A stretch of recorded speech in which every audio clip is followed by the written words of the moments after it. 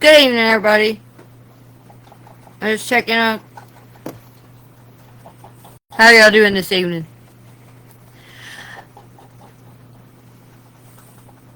I hope everybody's doing good. Anyway, I got the message tonight. Do it real quick because I've got other things to do. I gotta prepare for. I gotta give a message to the room tomorrow. Which I'll come back. I'm gonna come on and do the video for that.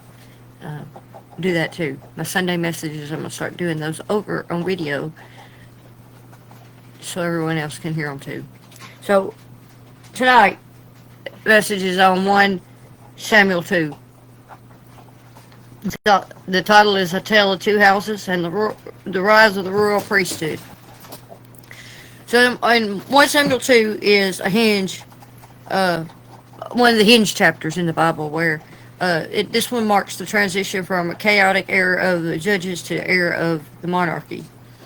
And it contrasts the rise of a faithful servant, which is Samuel, with the fall of this corrupt priesthood, which is the sons of Eli. Um,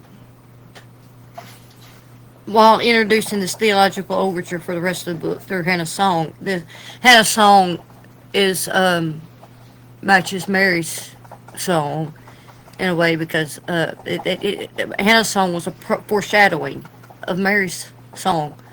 So the chapter is divided into 3 distinct movements that illustrate God's justice and sovereignty. The first part of it, of course, is Hannah's song. After dedicating her son Samuel to the Lord, Hannah breaks into a poetic prayer. It's not just a thank you for a baby, but a prophetic declaration. Hannah describes a God who brings low and exalts in this prayer, and he breaks the bows of the mighty and strengthens the feeble. And she identifies God as the rock, a stable foundation in an unstable world. She ends by praying for God to give strength to his king and exalt the horn of his anointed. And this is the first time the word Messiah or anointed one is used in this context in the Bible, looking forward to David and eventually Jesus. Up! Lay down and quit! You make too much noise. Go. Go.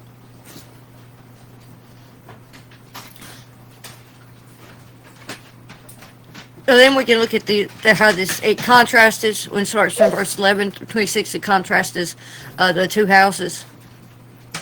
It alternates between the young Samuel and the sons of Eli, which is Hophni and Phinehas, and to show the difference between true and false service. It serves as a moral and spiritual mirror, comparing the worthless legacy of Hophni and Phinehas with the faithful growth of the young Samuel. The sons of Eli, Hophni and Phinehas, though they held the sacred office of priest, a role meant to mediate between man and God, they are described as worthless men who did not know the Lord. Go lay down! Now, go lay down. You're making too much noise.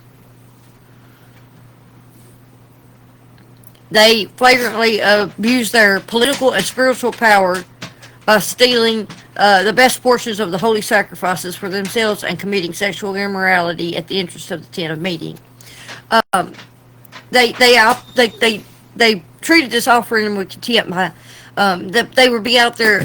What they did was they put the meat in a pot, and it was offering for the Lord, and they put it in the pot and they were cooking it. Well,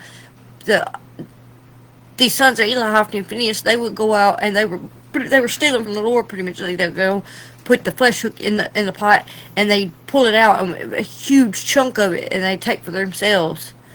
And so they were taking the Lord's portion, is what this signifies. They were taken from the Lord's portion. They were taking what was not theirs. It was meant for the Lord alone. So they failed in their priestly duty to represent man to God instead of using God's house. They used God's house for their own greed instead of representing God to man. So,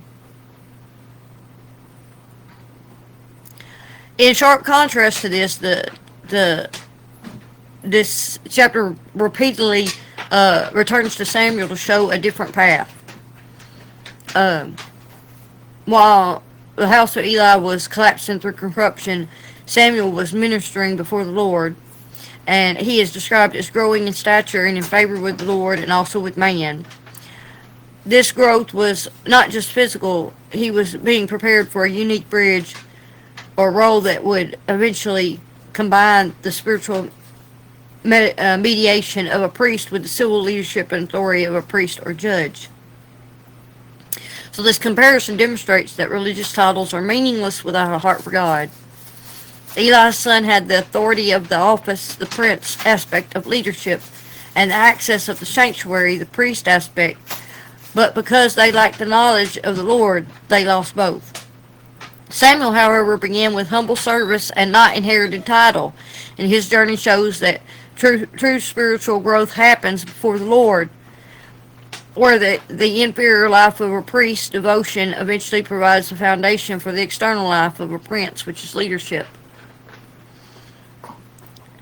Then in verses 27 through 36, it shows that there's this unnamed man of God that confronts Eli, and tells him pretty much that because he honored his sons above God, and failed to restrain them from their corruption, that his priestly line is cursed. And God promises to raise up for himself a faithful priest. This promise had immediate fulfillment in Samuel or Zadok, and ultimate fulfillment in Christ.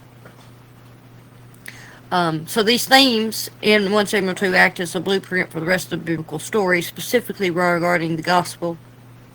When Hannah prays for an anointed king, Israel had no king, and this sets the stage for the arrival of David, but more importantly, it points toward Jesus, the ultimate king who reigns forever. This chapter introduces a recurring theme in the Bible.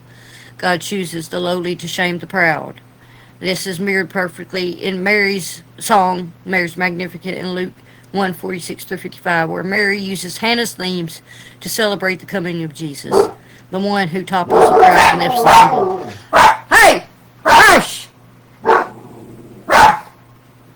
The devil this evening has to be on his business with interruptions. Y'all stop. The judgment on Eli's corrupt sons highlights the need for a priest who is actually holy. While the prophecy mentions a faithful priest being raised up, the New Testament identifies Jesus as our great high priest in Hebrews 4:14, who offered the perfect final sacrifice that Eli's son treated with such contempt. Samuel's growth is mentioned several times. It says the boy Samuel continued to grow. But his spiritual maturity is rarely an overnight event. It is a process of ministering before the Lord in the small daily tasks of life. Eli's sons were priests, and they knew the rituals, but the text says they did not know the Lord. It is a warning to prioritize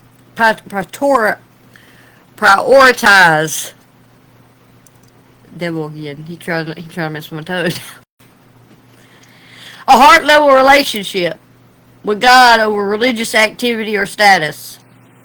When Hannah was in her deepest pain, infertility, and mockery, just remember